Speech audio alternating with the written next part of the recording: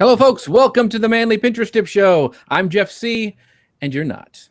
Hey, we've got a great show for you today. I'm so excited that you guys stopped by and are joining us today. I'd also love for you guys, as always, to head over to manlypinteresttips.com and subscribe to our email community. That way you'll never miss out on one of these great live shows that are happening right now. You'll get an email notification of that. And you can also now text Manly Pinterest Tips to 33444 on your mobile device. That's Manly Pinterest Tips to 33444. Now, I'm very excited for our guest today. He has over 100,000 followers on Twitter. So Ross Quintana knows how to grow an audience. In this edition of the show, we're going to share on about how you can crush it with consistency. And that's an important discipline no matter what platform you're on. Now, Ross's company, Social Magnets, it helps people grow influence and targeted audiences with social media management. Social Magnets also helps businesses create smarter strategies to tell their story, stand out, and grow their business. Ross, thanks, man, so much for being here today. Hey, I'm glad to be here. Yeah. We had to have a meeting of the beards. That's right, the bearded meeting, yes. You clearly saw my beard and was like, I must interview this man. That's right, that's right. Yeah, yours is a little, mine isn't as gray as mine, but I'll still let you talk. So you guys, as you're watching our show today, feel free to ask questions. We love having questions in the comments. Ask them there, and Ross and I will try to get to them today. We'll put you up on screen. I see some of my favorites are in the house already. We've got Dawn Swick-Renshaw, and so, thanks for stopping by, Dawn, and some other people. I know Jim Sharp's in the audience, so hey, thanks, guys, for stopping by. So let's just dive right into it, Ross.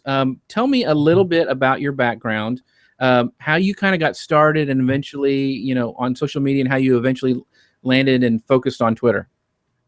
Yeah, I actually, before I did this, I've always been into marketing and branding, and I did real estate for about 12 years before this, and we did a lot of innovative things, and it was just like my laboratory to practice things, and that's what I loved, because I'd done professional management before that, and just didn't like the fact that if you had a great idea or you wanted to innovate something, you'd go tell somebody and they'd be like, everyone wanted to just keep working. And I was like, that's lame. I'll go do something where I can come up with a dumb idea and go implement it. And if it's great, great. And if it's not, and I don't have to ask anyone for permission.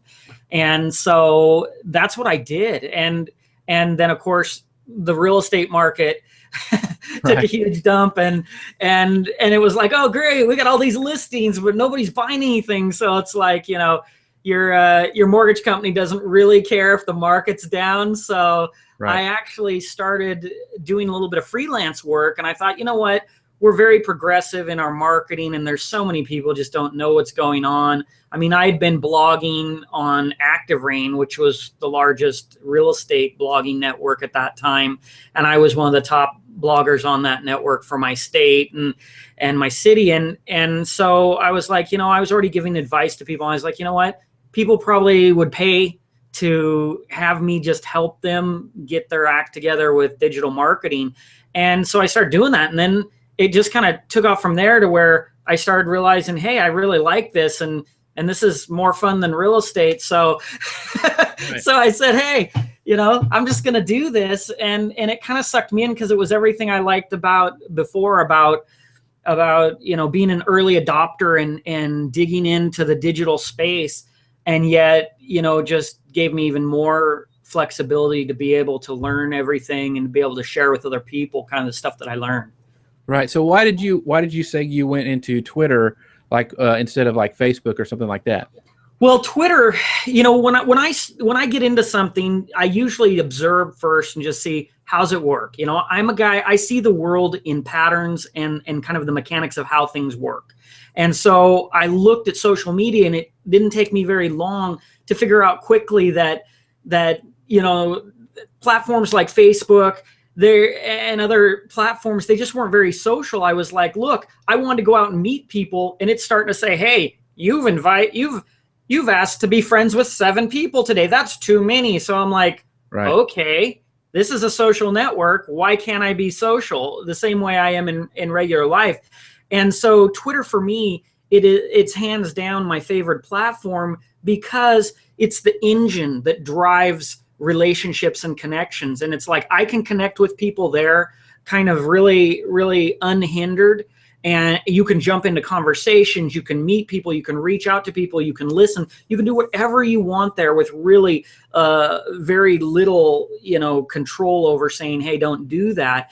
And so I just love it as a platform, and that drives my connections. And from there, a lot of people make the mistake where they think, oh, well, I'm connected or I have X amount of followers or friends. But to me, that's really just the entry point, because it's like, okay, we're connected, but that doesn't mean that much. I think a lot of people really think like, well, I've got 1,000 followers, and like, look, it's like I was joking with my wife. She said, your online friends, those aren't your real friends. We're your real friends. We're your real life people. And I always joke and I go, no, they are real friends.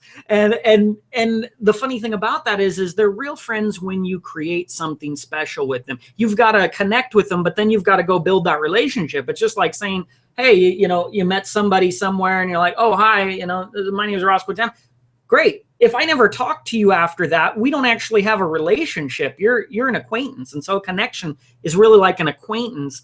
And for it to turn into a relationship and a real friendship and something of value, you have to go beyond that. And so for me, Twitter is the smartest, fastest way as a growth hacker to make the connections and then start to actually develop the relationships and grow from there. And you can take those to other platforms too. I cross-pollinate, not only because it may be where they like to be. If they love to be on Facebook, then I want to go get to know them better on Facebook, but maybe we probably met on Twitter, and I'm going to move that relationship over there.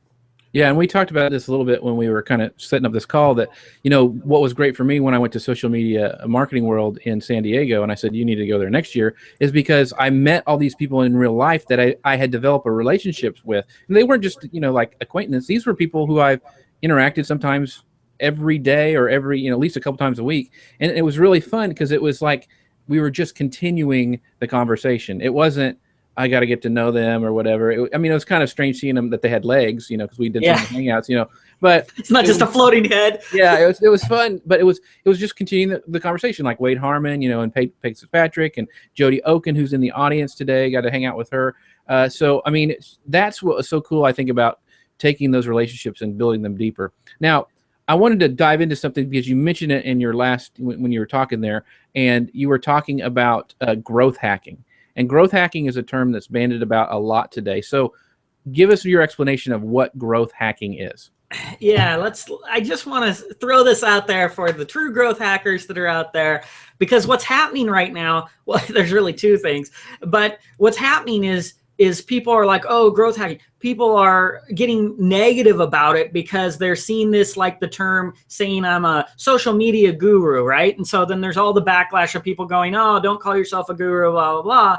And they're kind of that same kind of, it's like an angry mob out there, a social media mob right now that's going on. I was just reading a couple of posts about that from people who've been in the business who are like, look, just because you come in and say, hey, don't call yourself an expert. Well, there actually is, and I've said it before in the comments. There's gurus, there's experts in the fields. Just because some dummy comes along and says, hey, I'm a social media guru, I got 28 followers, and I'm trying to sell you a package for $1,000 a month.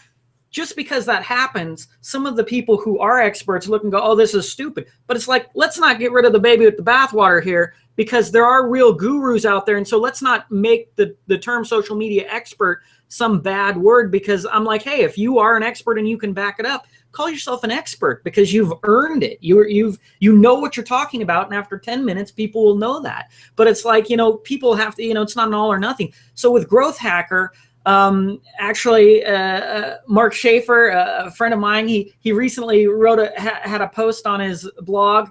I think it was a guest post, I think, about growth hacking and kind of what is it? Is it good? Is it bad? And I kind of came into the comments and we kind of went back and forth a little bit about it, because I was like, well, I don't think people are defining it correctly, because he was saying, well, it's just marketing. If you're doing it and you're getting results, well, that's just called marketing. And I get where he was coming from, because there's a lot of kind of buzzwords that end up being hollow and empty. But where I disagreed is that growth hacking was not at all just going and doing marketing and having it, deliver a result. That's not at all growth hacking. Actually, break down the word. It's growth, so it's tied to growth, not results or marketing. And hacking by nature is basically finding a shortcut to do something, finding a smarter way to do it, a way that's not typical, that everybody else isn't doing.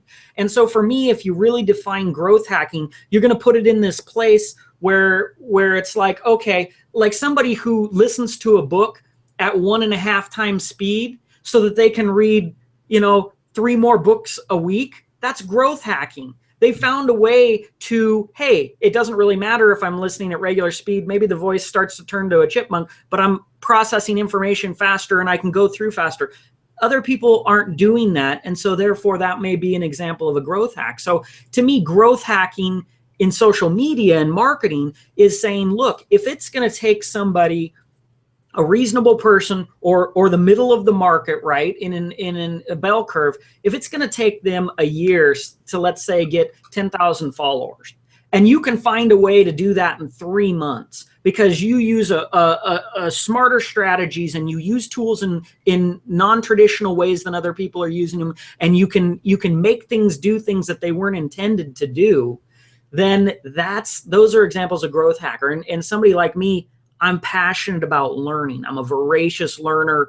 I love to just read, and then I love to find kind of the obscure. I'll look at a tool and say, what are the mechanics of it? How does it work? Not how is it designed to work? It's like, oh, this can do this. But if you add this to this other tool, all of a sudden you can create something that there isn't any tool that does that. That's really the heart of growth hacking. Gotcha. So what I'm hearing you say is that growth hacking isn't a spammy thing or something that has a negative connotation to it. It's actually just tools that you use that maybe other people don't know about to increase your growth, because it's hacking growth is what you're saying. And I would put a differentiation. I'll tell you, if you look at like SEO and you look at like black hat SEO and stuff like that, a lot of times in SEO, people also, I heard in the comments about this topic that people felt like this isn't a programmer or this is an SEO thing. Well, I think that SEO has people who are trying to find smarter ways to do stuff. And so there is going to be some carryover, but it wasn't born there. I've been doing growth hacking stuff in business for 20 years. So forget about talking about, 3 years ago, which is like 20 years in the internet time. Forget Right. about saying, oh, well, this is new or this came out then and people are just now starting to do it, because it's like, no, it's like saying millennial mindset is something new, when in reality, there's Gen Xers who are early adopters. I was checking my email and getting on the internet on my TV like 16, 17 years ago with web TV when it first came out, before there was any smartphones or anything like that. And now people are like, oh, a smart TV. And it's like, okay, well, yeah, that's really an old idea if you're actually following along. So it isn't about, some of these things. It's like the origin is not necessarily just, SEO. Some spammers will do some stuff that's just really spammy, and maybe they found ways to kind of hack something and make something happen. But I wouldn't necessarily call that growth hacking. But growth hacking can be applied to spam, just like social media can, and it can be applied to doing things smart. So I think you just have to really differentiate and know how to, delineate between those things, so that you just don't go, oh, growth hacking, that must just be something stupid, or growth hacking, that must just be some spammy techniques that SEO guys use. It's like, no. Gotcha. So now I wanted you really on the show because it was really funny, because I've been following you on Twitter for a while and we kind of interacted, and you actually sent me a video response one time, which is very cool.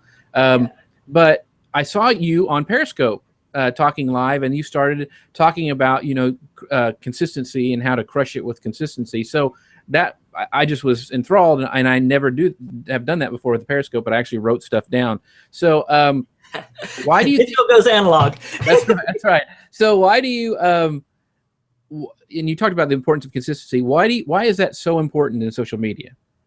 Well, here's the thing I'll say, and I've said it before. I think one of the comments I originally made is I said I crush my competition with consistency, and as a competitive guy and a strategist, right? I've learned over the years that you can exploit weaknesses. Let's say you're just competitive. I don't care what it is. It could be sports, could be growing your business, social media. I realized that people are inconsistent, and that's such a problem to their overall outcomes and their results, that they find, it's what I call, they find a way to fail. Like if you give them long enough time over the scope, they'll, they stopped doing what they were doing that was working for them, but they didn't keep doing it, or they saw a great webinar and they for 3 days they did that, or they went to the gym for a week. It's right, in January you got like a gym membership, and then after like week 2, like gym membership goes down 50%, because right. the reality is people find ways to fail.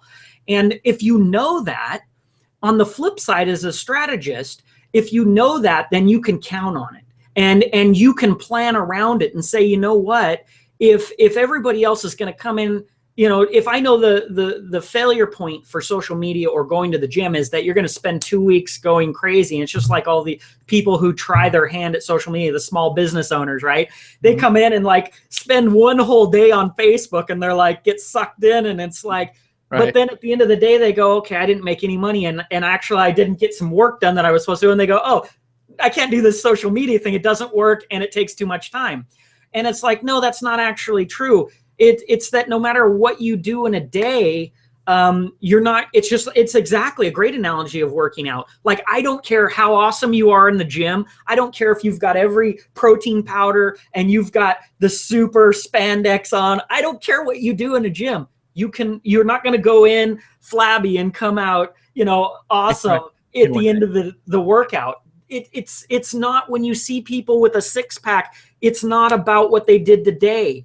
What you're seeing is the result of what they did for the last 4 years in diet and going to the gym 3 times a week and doing, running and doing whatever they're doing. Like, you see the end thing where they're at, and you're like, oh my goodness. And then it's like, oh, well, what are they doing in the gym? It's not what they're doing in the gym. It's what they're doing in the gym for the last 3 years. So it's like, if you're being honest, you look at them and say, oh, I want to have some 6-packs. Great. I'm willing to commit for 5 years of good eating and exercise and all that. And I'll see you in 5 years. I'm going to do it. It's the exact same way in social media.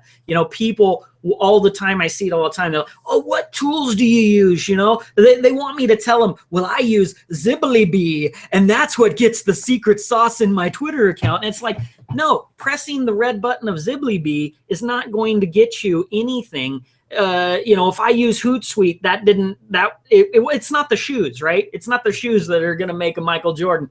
The reality is that it's what you're consistently doing. It's the habits that you do daily. It's actually the smallest things. And that's why nobody gets success with it, is because they just pass it by. They're like, oh, he spends 5 minutes doing that. That's stupid. But tell me the secret. And it's like, no, that's the secret. The secret is it's the things that you do every day. And I spent 2 years, and I took an account from nothing to having a big following. And it's not just a big following and spam bots and random people either. It's actually a very influential account with most of the top minds, in my opinion, of social media and marketing and in that space. And it's like, how do you do that? Well, you just take it one step at a time and say, what can I do today that if I could just keep doing that when I wake up and roll out of bed and comb the beard, what is it in those 10 minutes that I'll see you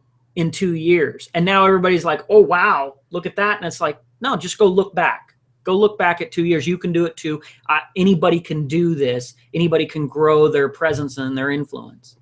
Yeah, that's one of the things that, and I think maybe it's a growth hack or not, but maybe it's a mental growth hack, is that I see a lot of people who stop real short of the finish line. They try something and they stop. They don't give it enough time. In fact, most podcasts, I think, don't make it past the 7th episode because it's hard. It's hard work. And so I think for me, it was like, I'm going to get past episode 7.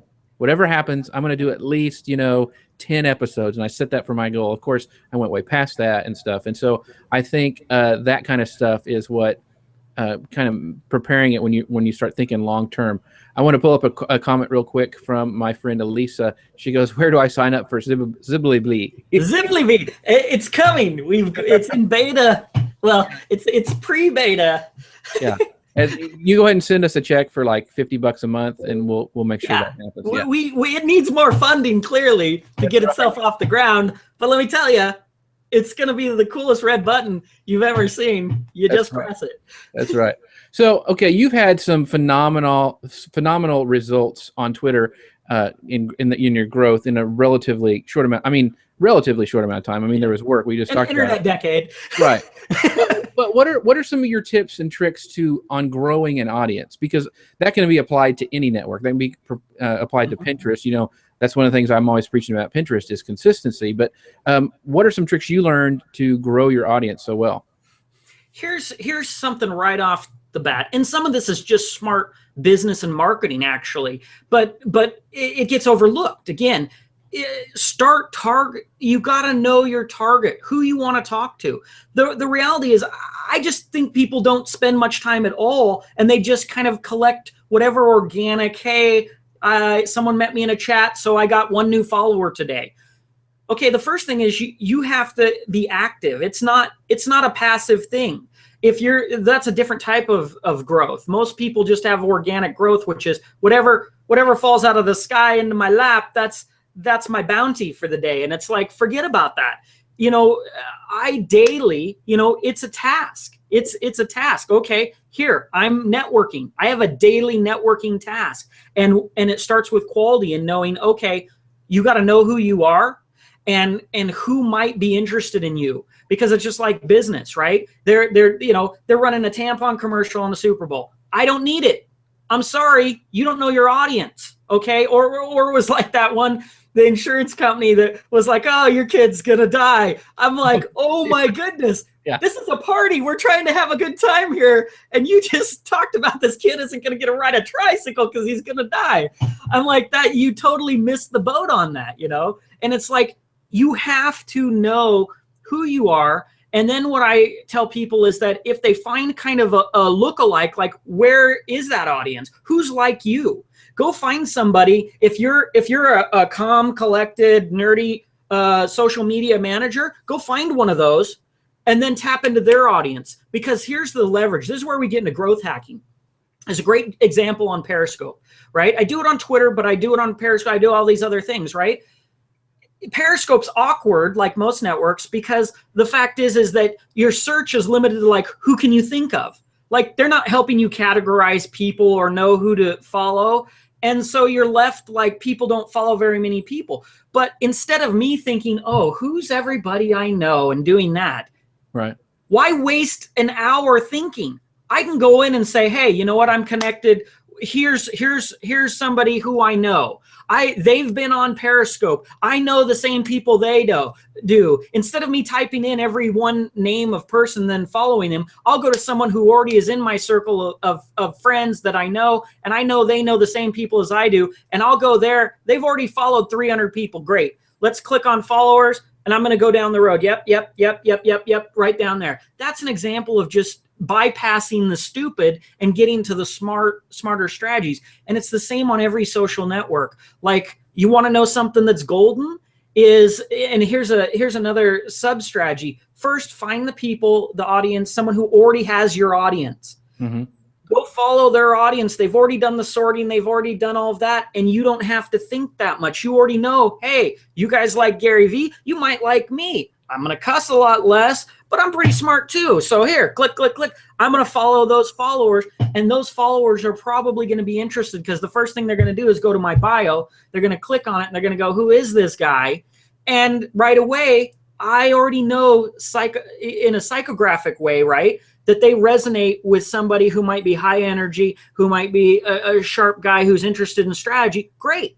When they see me, that should send the same signals and bells in their mind to say, hey, this guy's awesome, right? If you like McDonald's, you may like Burger King, you know. Right. I mean, so if you're some Euros, maybe they don't like that. But what you know about everyone who goes to McDonald's is they like French fries and burgers. So if I'm going to open a burger joint, Burger King would often just let McDonald's, from what I understand, is they would let them, like, they would find a location, then they buy the location right across the street. Right. And that's the same exact strategy here when you're talking about building your social audience. Don't start from scratch, onesie twosie. Go find somebody who's like you, who has an audience already. They've spent how long developing that audience, right? They've done 2 years developing that audience. You can come right in and say, hey, great, today I'll be able to start to reach out and network with your audience. And they'll probably, you can tell by how many of them follow you back, how well aligned you are with the people they already like. That does the pre-targeting for you just by looking at those people and saying, hey, those are the people that I want to talk to. So. Gotcha. That's great advice. I want to get your thoughts on this too. Okay. You wrote an article on like 3 tips for more social engagement on Twitter. So for new users, Twitter can seem like it's an overwhelming fire hose of information. So like a small business. So how do you get more engagement on Twitter? Well, I think there's 2 ways that you have to do. The first thing is you have to be present. And nobody's going to talk to someone whose back's turned to them, right? And you know what I mean? And a lot of businesses are like that. They're like, I got my profile. Why aren't people talking to me? And it's like, well, you're not talking to them. And you're just another blip out of 10,000 people they're following. So why should anyone care about you? It's really about differentiation. And there's a handful of things that I would suggest that you do. Number 1, you have to differentiate yourself. Great example. Like now they added a video for Twitter. Now that might not be a great thing to just cloud your own feed with a bunch of videos, right? Right. But what I find is that it's really great for replying, because it's just saying thank you to someone. Hey, thanks for the retweet. You know what I do is I'm like, someone says thank you for the retweet, at Ross Quintana, thank you for the retweet. And I'm like, oh, cool. Who are you? Who are you that's being nice and reaching out to me? And I click on their image and I show up the thing, and what's it say? At Billy Bob, thank you for the retweet. At Sally Sue, thank you for the retweet. And it says the whole thing, and all of a sudden, guess how special I feel? I'm like, oh, I was just batched. Is this an app doing this or whatever? So the first thing that you got to understand is that understanding the system, everybody who you reach out to is going to click on your profile, which is going to look at your last tweets. So if they're not relevant to them, then you're not relevant to them. It's your bio plus the last 3 tweets that you had, and make sure when you do your gratitude that you don't do it in a row. So you don't thank 10 people in a row. And if you do, don't say the same thing to them. And that's what I like about the video, is that they can actually connect on a personal, it instantly feels personal because you're using their name, you're looking at them, you're talking to them, you've looked at their bio, you have something in common, and that's a conversation. Otherwise, it's just like a posted notice that, hey, lost my dog. If you see it, well, no, I haven't seen your dog, so you're irrelevant to me. Right. Oh, that's different than saying, hey, Ross, you're the coolest guy with the best beard ever. Then I'm like, hey, I'm going to pull one of those tickets off and call this number because this guy's really smart. Well, so yeah, probably second best beard. I'll give you that.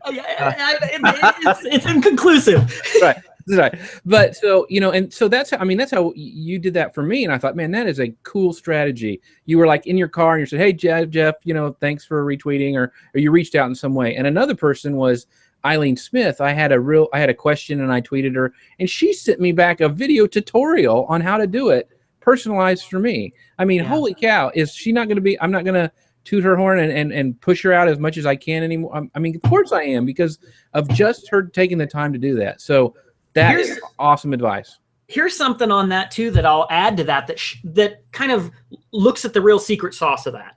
And when you understand the core elements of things, what happens is then you can apply those in so many different ways. So instead of saying, how do I do this on this platform? What I try and do is help people understand the mechanics behind it. Because when you get that, it's really going to unlock a lot of opportunities for you. So on that, one of the things is just understanding how the mind works. When people, from the time we're babies, we learn words. We learn to define our world. And that's how we grow as people. And so we're saying, hey, I see this, but I don't have a name for it. And when I put a name on it, it differentiates it. And now that's a piece in my mind that's a car, and that's an apple. And here's the thing. All branding and relationships and all of that it's about being memorable. And that's what I'm saying. Doing the extra, going the extra mile and going and commenting on their blog and learning their first name when it's not on their profile and going to their website and then going to their About Us page and doing all of that, making a video, making it personal, not just saying thank you, but something else, making everything unique. When you reach out, what happens when you use video or any platform like that, just like she did, thoughtfulness. She's stuck in your mind. I stuck in your mind. And guess what? You have all kinds of followers. And yet, how come you'll pull those to the top? Those are sitting at the top of your mind because those stand out. Because there's 100 thank yous for the RT, right? And then there's 1 or 2 videos. So this is an easy strategy, is to do what other people aren't doing. If you do things in a different way than everyone else is doing, you'll instantly be memorable. And what comes down to social media is people are looking at a bunch of little avatar pictures and all of that. It's not the picture, it's what they have attached to that. And if you haven't figured out how to attach something else to your picture so that you can stand out, because they're sitting there going through that and they're going, oh, that guy was really thoughtful. You know, he shared that post that something that was important to me. He liked that picture of my kid when nobody else did. They were just looking at my other posts on other stuff. You know, it's like all that stuff adds up to something being real and going the extra mile. And it makes all of your efforts, all of a sudden it's night and day, from like this little result to like massive results when you just did that double. Don't just go thank them and retweet them.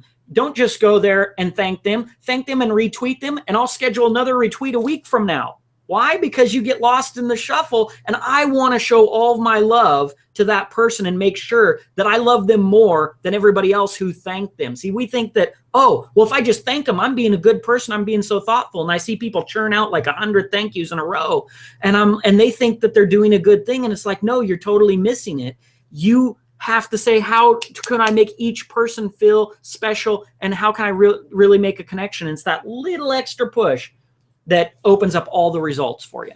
Yeah, and I think that also ties into our theme of consistency, because you can't just do it one time or once a month. It's got to be a consistent pattern that you train yourself to do, that I'm going to do retweets, thanks retweets here, and then I'm going to do a video here today. I'm going to do 1 video a day.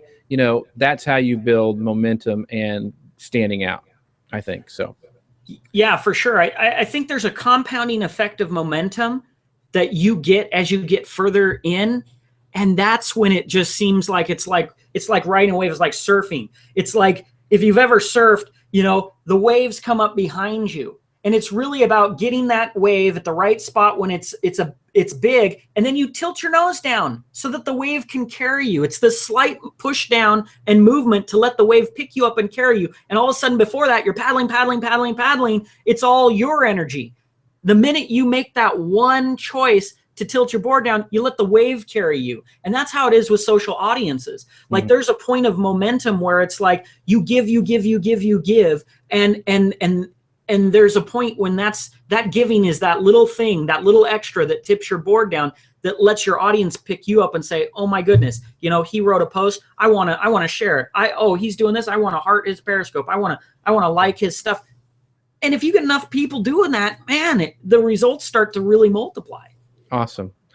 I'm going to ask you a question, because I get this a lot talking to clients and small businesses. Do you think Twitter only lends itself to a certain type of business, like ones that only appeal to like a younger audience? Say, like, let's say there's a local flower shop. I use these people all the time. How can they use Twitter for their business? Well, the cool thing with Twitter is, and I know people have that perception, it's just the young kids doing that tweeters. No, not at all. There's many ways to use it, and a lot of people aren't even using it these ways. You can go hyper local. I've got a local real estate client who isn't in a very big city, maybe 500,000 people, and she's got over 20,000 followers, and I've built that account for her, and it's all hyper local people. So there's some that are niche targeted, like, hey, if you're into making, I keep thinking, I want to say bandana, and then somehow bandito got in my mind. And I'm like, neither bandana nor bandito or any kind of business is. I'm kind of stalling on that one. Let's just say you sell scooters. Right. You know, or comic books. That's a great niche market. You can totally curate content and own it either nationally or locally. But there's other things like HVAC, like, yeah, who cares about that? Nobody's going on Twitter to be like, hey, I'm just hanging out at this HVAC account, you know. And there's things that you can do. That's where content curation really trumps everything, because what you have to do is say, you know what? As long as I know who my customer is, as long as I know what other things they might be into, then I can have, you know, I've got a client who's a cleaning company in Maryland. Shouts out to Crystal Mates. Anyway, shameless plug. Anyway, a great example of what we're doing there is you're thinking, okay, you know, when people need a cleaning company, they're going to hire a cleaning company. It's not glorious or something that, like, you know, everyone's going to want to. But what we do is productivity tips. We do success quotes. We do cleaning tips. We do organizational things. What we do is we build a content mix around things that people might be interested in, because those same people are going to be the kind of people who we'd have as a customer. And so then we can even go hyper local with that. So I would say for small businesses, you know, if you're doing self-promotion all the time, forget about it. You're going to have 5 followers and you're going to spam them all day with your 10% off coupons. They're going to leave. Right.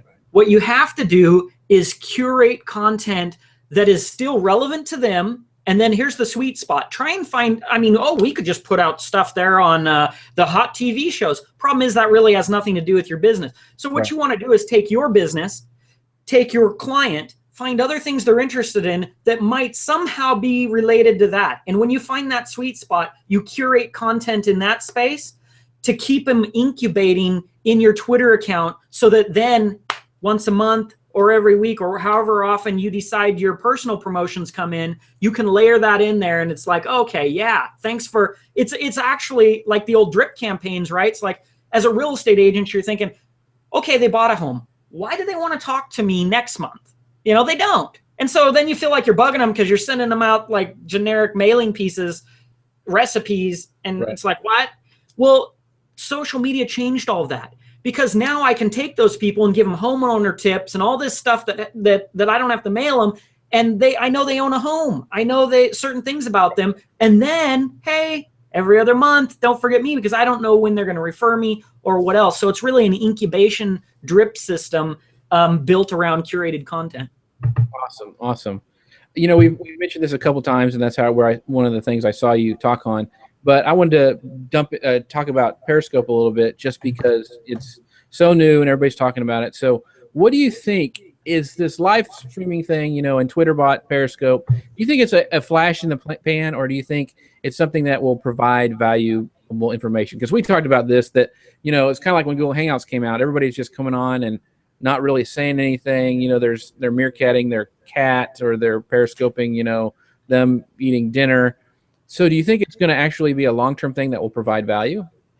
Well, when we look at trends, here's how I look at the digital world, is that if you look at everything and you say, how does this line up with natural living and natural life?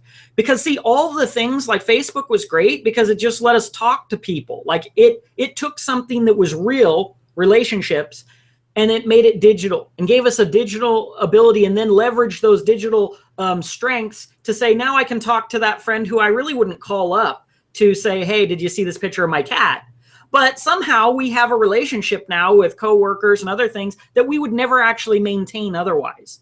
And so that it did well. And if you follow technology and you look at Twitter being, you know, like real-time communications that are also like email based in the sense that they're turned. So I don't have to actually engage with you, because if you call me, I have to engage, and I didn't really want to. So, you know, that's where that fits into that space. Now, when we look at live streaming, we go from blogs, right? You watch the progressions, which is really text. Then we go to images with Pinterest and Instagram. And where do you think we're going next? What we've done is we've just added more senses. So we've gone from information to pictures, which have a higher information density.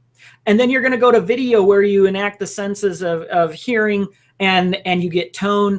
And so as a communication source, right, it's taking us a natural progression to being more human. And so when you can scale those human capabilities, there's no question that live streaming and video is going to, have its day and be a dominating force, because, I realized and had that aha moment myself. I write blogs and I write for, a handful of different places besides my own blog. And I'm like, okay, the problem is that do people really get to know me, right? Remember when it was, oh, you got to have your voice. Do they really know me when I'm sharing 3 points on how to grow your social audience? I don't know. They're going to get limited amounts of it, through there. But then when you take it to, I always did cool images, because I was like, okay, look, I build all my own images, and I love your images, by the way. They're always so awesome. And I thought, oh, okay, I know that if it looks cool, it's going to be more interesting, and that's going to drive people to read. And then we take it. Now I realized, you know what?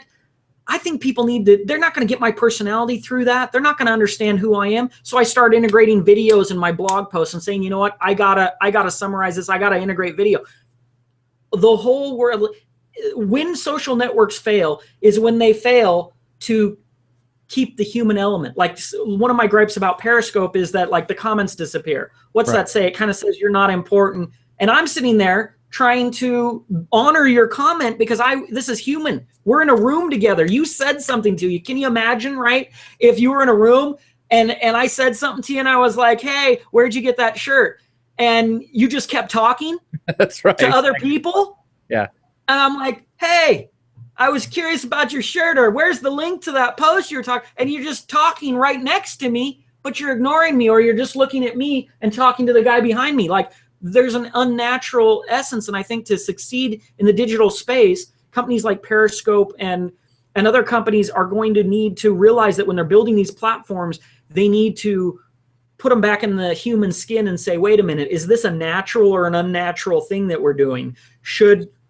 If we value the other people, shouldn't we have the comments be scrollable so I can go back and say, oh, hey, thanks, Sally, for asking me that question. I got the shirt at Nordstrom's or something, Right. So what do you prefer, and why? Is Periscope versus Meerkat? What do you think is the best one? Dun, dun, dun. Star Trek versus Star Wars, Battle of the Geeks. Yeah. The social geeks. I played with Meerkat, and shouts out to Brian Fanzo, because he really, he's pro Meerkat and he's all that, and he was part of the reason why, when I first saw it, I was like, yeah, I need to go check that out. Periscope, these two are battling, but I agree, kind of, there's some commentary where you're kind of sad about it, but you agree with it. Like when he did his talk about Meerkat versus Periscope, the point made for Periscope was that because it's backed by Twitter, how are you going to compete? And if you look at this as a digital trend situation, you look at Facebook doing what they're doing with video, and like your video, Facebook video is full screen. If it's a YouTube, it's this little bit.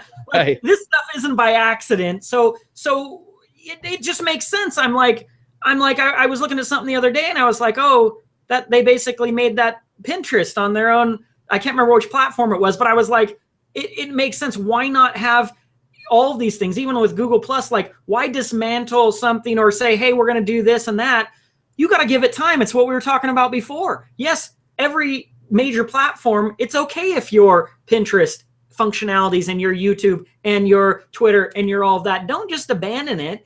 Let people have time to adopt it, because the reality is, why send them somewhere else? I mean, that's what it comes down to. So for me, Meerkat and Periscope, I feel like Periscope definitely has the advantage. That being said, I feel like in a way, like it's very limiting in the way that it's set up. Like, there's some things that need to happen to make it good, because all these platforms, like, they don't want spam, right? But at the same time, if you go Facebook's, style, where it's like, if you make it less useful for business, why do I care? Why am I going to adopt it? Or are we going to look at each other staring, at what we're going to wear for today? Like, to me, why isn't there a link? Like, I like Meerkat in the sense that you can end it with essentially a call to action link. Right. Like, I feel like there has to be that element where we can continue the conversation, or we can go back and forth, or we can engage. Like, I mean, imagine Google coming out. Like, Google should crush Periscope and Meerkat, honestly, because imagine you could take your live stream,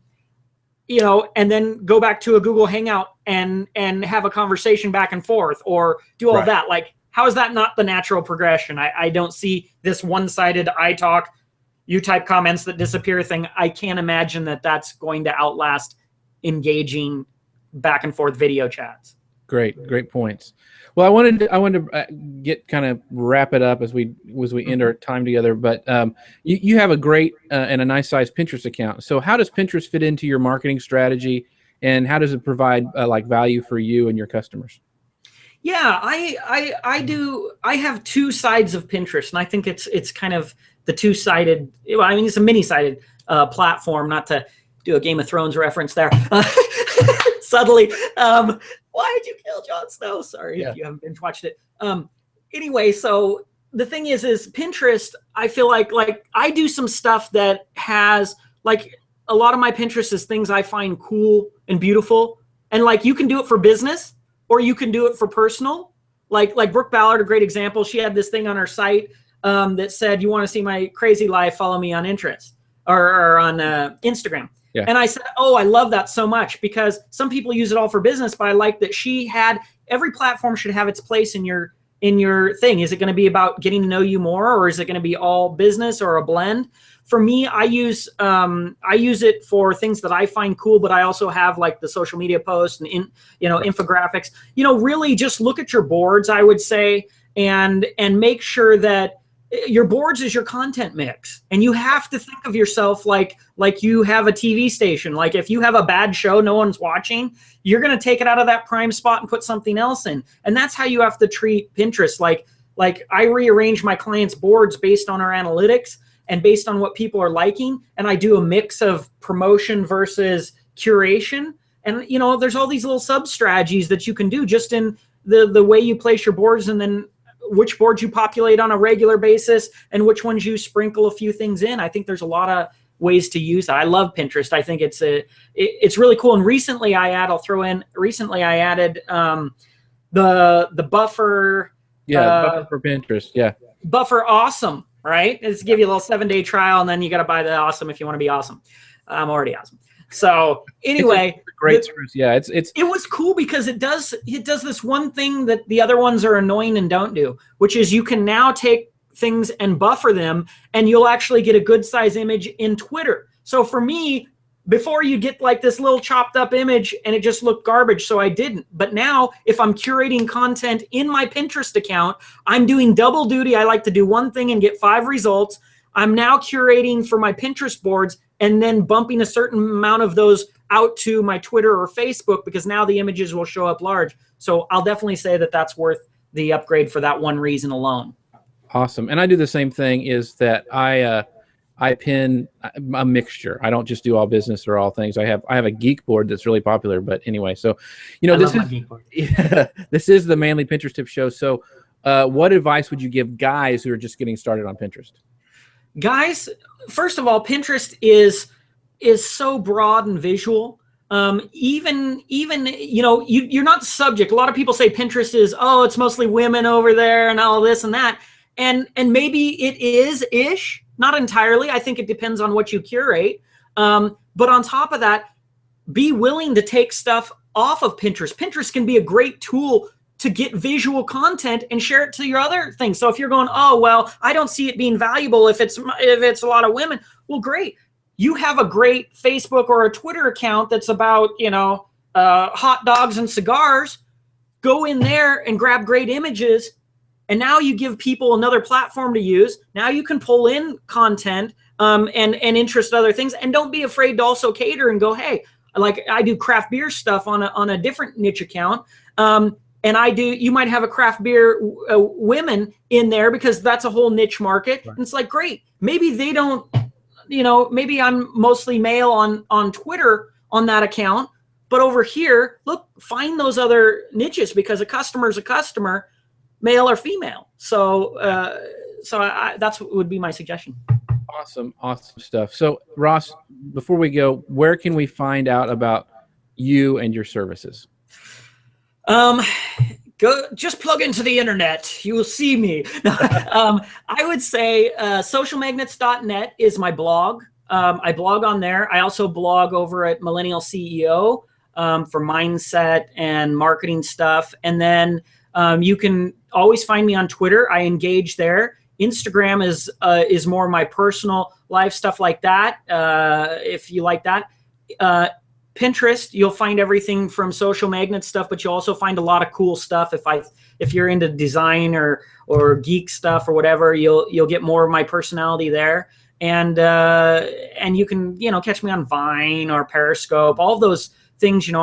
I like to go to different platforms, but I generally try and have a certain mix. If you want content like Twitter, I curate a lot of content on Twitter. Facebook's more personal. If you want to get to know me and hang out and have conversations, so that I think that's kind of the gamut. So give them your Twitter handle for people who are not seeing this. They're listening. Oh yeah, you can get me at Ross_Quintana,